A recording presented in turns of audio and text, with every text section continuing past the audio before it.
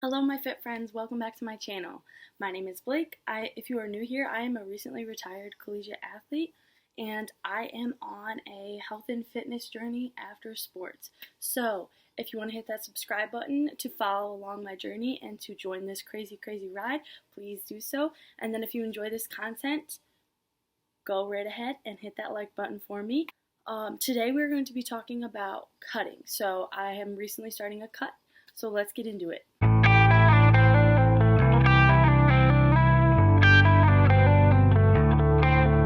Alrighty y'all, if you guys see me looking down periodically, it's because I do have notes written down here.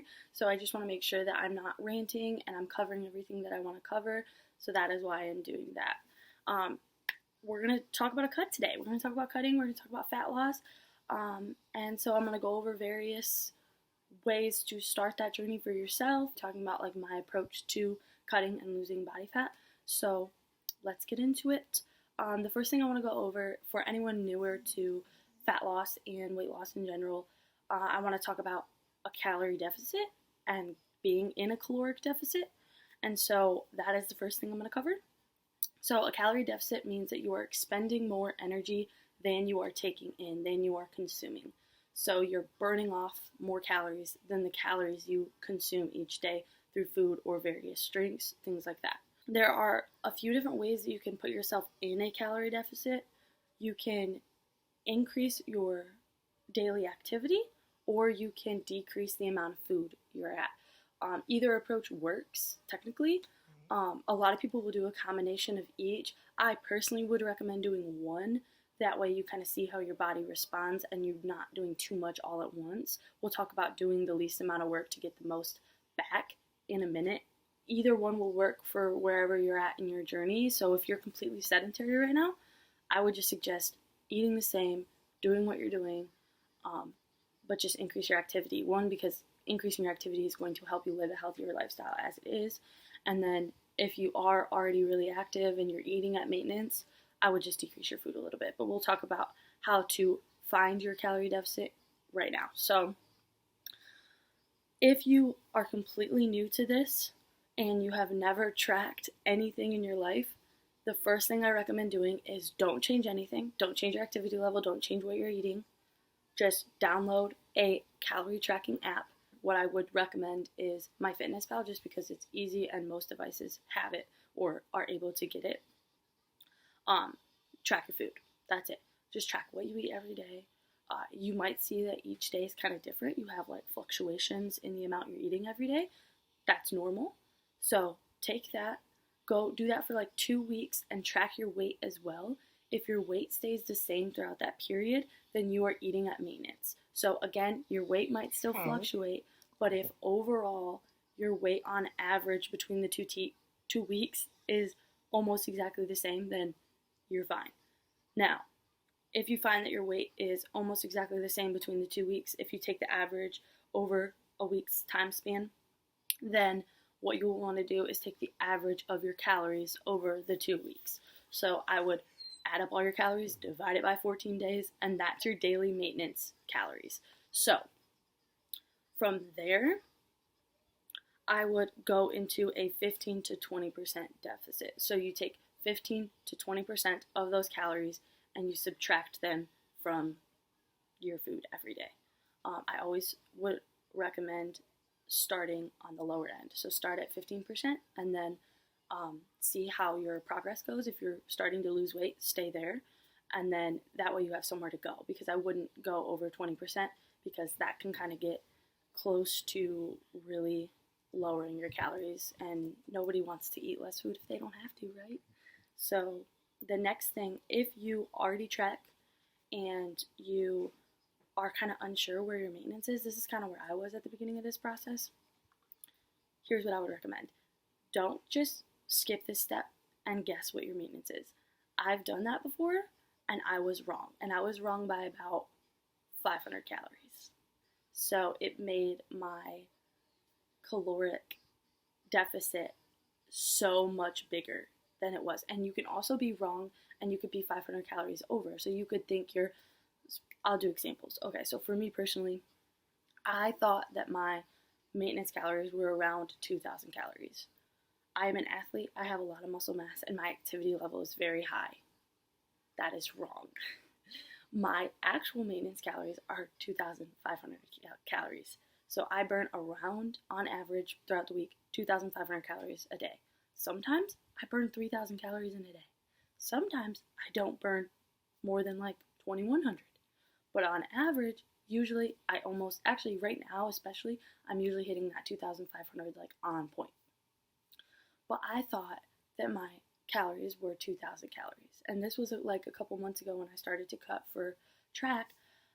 I had estimated that my calories were a lot lower than they were. I was basing my cutting calories off of those inaccurate maintenance calories. And what that did was it put me in a really big deficit that I was unable to sustain. And for me, I couldn't figure out why I wasn't sticking to my calories. I couldn't figure out why I was getting into like unhealthy habits where I would eat massive amounts of food at night. And it was because I was like 500 calories too low. I could have cut at 2,000 calories, and that's what I thought my maintenance was. And I didn't go into a 500 calorie deficit. I was trying to cut around anywhere from 16 to 1,800 calories, which isn't massively unhealthy, but it was way too low for my body. So take the time to do this step. That's the point of that. Start for 2 weeks. If you already track your food, where you're at.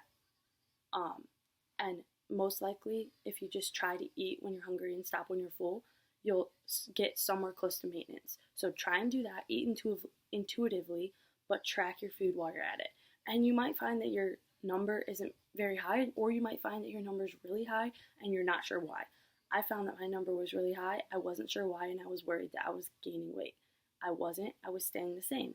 I was floating around 165 to 168, depending on the day, and that was my maintenance weight at that time. And I was eating around 2,500 to 2,700 calories a day, and I didn't gain any weight. So do that step. See where you're at. See where your weight's going. The other way you can do it is to estimate your calories. You can do this using like an IIFYM calorie calculator, macro calculator, or something along those lines. They're usually not the most accurate unless you're super, super average, but it's worth a shot if you have no idea what you're doing. But if you've been tracking, there's a good chance that you know what you're doing and you know how to eat based off of your hunger cues. So try and do that. And if that works and you find your relative maintenance, then start there. And then you can go into a 15% deficit. Trust that maintenance. So don't second guess it. Don't say, there's no way I'm burning that many calories a day, or, oh, there's no way I'm not burning this many calories a day. Like, you need to trust what your body's telling you, because it might not be what you have always thought. Like, 2 years ago, I wasn't burning this many calories a day. I was cutting at 1,700 calories, and really, like, throughout a slow process. Like, it wasn't an excessive amount of weight at a time, which means my maintenance would have been around 2,000 to 2,200 calories that I was burning a day, and now it's up to 2,500, and that's just because I've gained mass, and I did do a bulk, so my metabolism probably did rev up, which is normal. So trust this process, trust that step specifically, and then what you want to do, again, go into a 15 to 20% deficit and just kind of hang out there. I'm going to talk about a couple specific things, and this is the least amount of work to get the most out of it.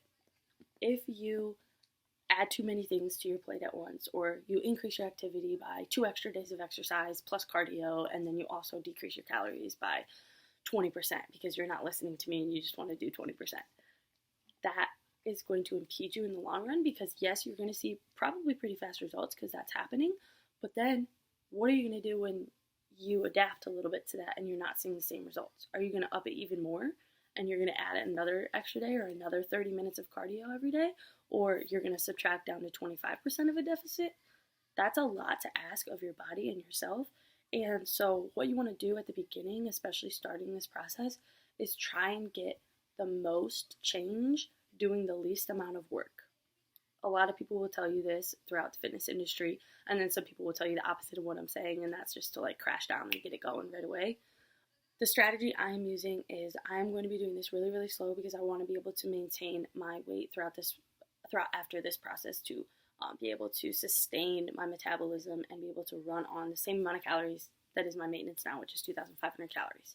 And when you are in a cut, or when you're in a bulk, or when you're doing anything to change your body wants to adapt. It wants to do everything it can to stay the same. Just because that's its coping mechanism, basically. Your body's coping mechanism for stress is to just freeze up and stay where it's at. And you're supplying it with stress. That's what you're doing. So for me, in order to kind of alleviate any adaptation that might occur, I am going to be implementing a 3-to-1 cut to diet break ratio, so cut to maintenance ratio. So I'm going to be spending 3 weeks at a time in a deficit, and then 1 week at maintenance, and then 3 weeks in a deficit, 1 week at maintenance. This is a more aggressive version of this, and I will actually link a study down below that did this, and they did 2 weeks on, 2 weeks off. There's also people who do 2 weeks, 1 week, or 3 weeks, 2 weeks.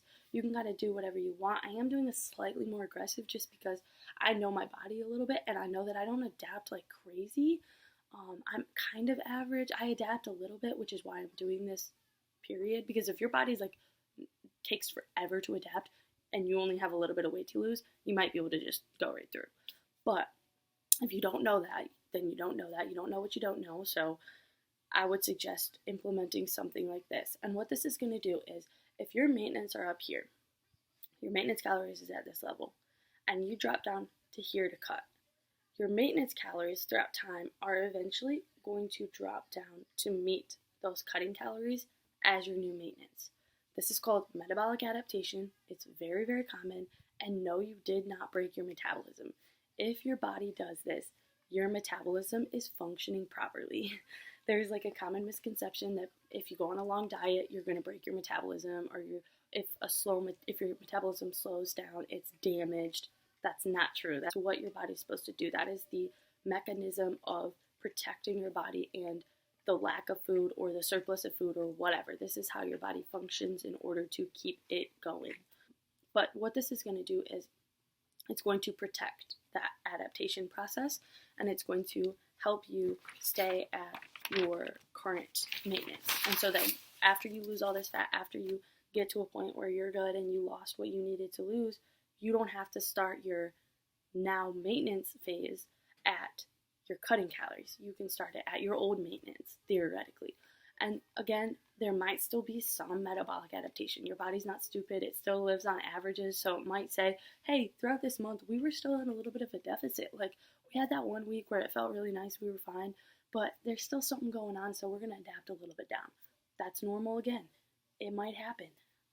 But trust this process and do it slowly. That way you can maintain as much as you want. I'm going to kind of address why losing weight slowly is better than losing weight quick, fast, the easy way. I kind of just mentioned why, but there are studies that back the idea that losing weight slowly is more sustainable in the long run. Losing 15 pounds in a month or 2 weeks or 3 weeks is not healthy for your body. Your body doesn't want to do that, so why did it do that? And if it does do that, the chances of you gaining those 15 pounds back very, very quickly is super, super high. So in order to kind of avoid that happening, I am going to be doing this in a slow way. I would say anything between a half pound to 1.5 pounds is probably a safe zone per week to lose. If you're losing anything more than that, if you're pushing like 2+ pounds per week, you need to adjust your calories. You need to bump them up higher. That is not safe for your body to sustain. It's not going to be able to do it, and you will end up losing a lot of that weight back. And that's just how your body works. Again, it wants to stay at maintenance. It wants to stay at a sustainable level. And even if you do implement the calorie breaks I'm talking about, but you're going into that far of a deficit where you're losing up to 2.5, 3 pounds per week, your body's going to adapt anyway. That is way too low of a deficit. It's going to be confused, and you're going to trip out your metabolism. So just avoid that. Do this slow. If you spend all of this time losing weight, even if you do it fast and it's only like 6 weeks or whatever, and you still spend all that time losing weight, you were in a deficit, you pushed through even when you wanted all of those sweets or whatever, and then you lose it all back, what was the point of doing any of it? Instead, where you could do it nice and slow, maybe not even be in that much of a deficit and still see really good results, really healthy results, and then one, your mental health is saved because you're not in a crazy deficit and like taking a bunch of stuff from your body. And two, you're able to, after the fact, keep it off and you never have to do it again, ideally. So obviously, if you're going to go into a bulk, you might have to lean down again, but still, like you're in a situation where now you've done it once and it wasn't that bad because you didn't crash diet and make it horrible for yourself. So those are some of the major benefits of that. The last thing I'm going to go over are calories and macro ratios. So again, I taught you how to get into a caloric deficit and kind of do that math for yourself. I want to talk about macro ratios specifically because there's a lot of misconceptions about low fat, low carb, and all the craziness around that, high protein, everything like that. What I will say is if you are on a health and fitness journey, it does behoove you to keep your protein high. And that's kind of like the one that should never change. Like you should always be 0.8 to 1 gram of protein per pound of lean body mass. So with that being said, I'm not going to set my protein at 165 grams of protein. I am not 165 pounds of lean mass. If I do the math on this, I'm around 30% body fat. I can actually say that I'm probably around 120 pounds of lean mass. This makes a really big difference for when you're doing that math for yourself. So please take that into consideration. Do that math, subtract your fat mass from your body, and that is where your protein should probably be around. I do actually up mine a little bit. Mine is at 130. That's just because I've always felt really good hitting that number, and usually I am anywhere from like 125 to 140 grams of protein per day, so it makes it easy to just smack it at 130, keep it there, and I don't have to take like a protein shake or anything like that, so easy for me. The next thing is low fat versus low carb. I want to talk about that because a lot of people have misconceptions about the benefits of either one. There are benefits to both diets. What I will say is you can live off of fat. You cannot live off of just carbs. So if you were in a situation where you had to pick one, you would have to pick fat because your body cannot live without fat, without consuming a healthy amount of fat for your body. That's different for everybody. Usually the lowest that I would recommend going is to put your fat around 30% of your macronutrient intake. So 30% of your calories should come from fat. Again, your protein will be different based off of your body weight and what your calories are at. But 30% of your calories should be at fat, I would suggest. Mine, so actually what I'll just say is that your body is going to function differently than my body, than that person's body, than her body, his body. Everyone's body is different. So when you are setting up your macronutrient breakdown, you need to pick what's going to work best for your body. So if you know that you can sustain a cut on high fat, low carb, and you're not going to feel like you're being deprived of sugar or fruit or chocolate every once in a while, do that because you want to pick what's going to work best for you. And if you think, okay, I actually really can't live without carbs, like this is how I am. I really enjoy carbs. I still keep my fat kind of high because it is satiating and I do feel better with a little bit of a higher fat diet for like brain functioning and stuff like that comparatively to like the low fat, high carb breakdown that is normal for that scenario. But I do like to give most of my calories to carbs if I can. And so because my deficit is such a high amount of calories, it's actually really nice because I can have kind of a high amount of both. But I love, love, love carbs. I love cereal. I love oatmeal. I love chocolate. And chocolate's actually kind of high in fat too, so it's like the perfect snack at night. But I'm not going to deprive myself of one macronutrient over the other. I tend to have a pretty balanced amount. If you have no idea what your body likes because you're new to all this, one, when you do that maintenance phase that I talked about at the beginning where you're just kind of trying to see what your calories are at, see what your body's naturally eating. What you're probably going to find is that you're going to have to up your protein a little bit because most people don't. Protein's not very fun. Most people don't like protein. Some people do. Some people do eat actually more protein than they need, which is fine too, but I would definitely watch that because when you get into a deficit, you're probably going to want those calories somewhere else. But see what your body's naturally doing when you're just eating at maintenance. If it's different every day, maybe try just splitting your calories in half and breaking them down evenly between fat, and carbs. That's an option, and then kind of play with it from there. If you find that you naturally eat a little bit higher fat diet, that's fine too. Do that. If you find that you naturally eat a little bit higher carb diet, that's fine too. Do that. Whatever your body feels best at, do that for you. This shouldn't be like a one size fits all approach. That's just not how it should be. So that is everything I have for y'all today. So I hope this video was helpful. If you enjoyed the content, please, please, please hit that thumbs up. Show me some love. And if you want to stick around and enjoy my journey and watch it and go through it with me, please hit that subscribe button and join this crazy family. Let's get fit. Let's get healthy. Let's do this.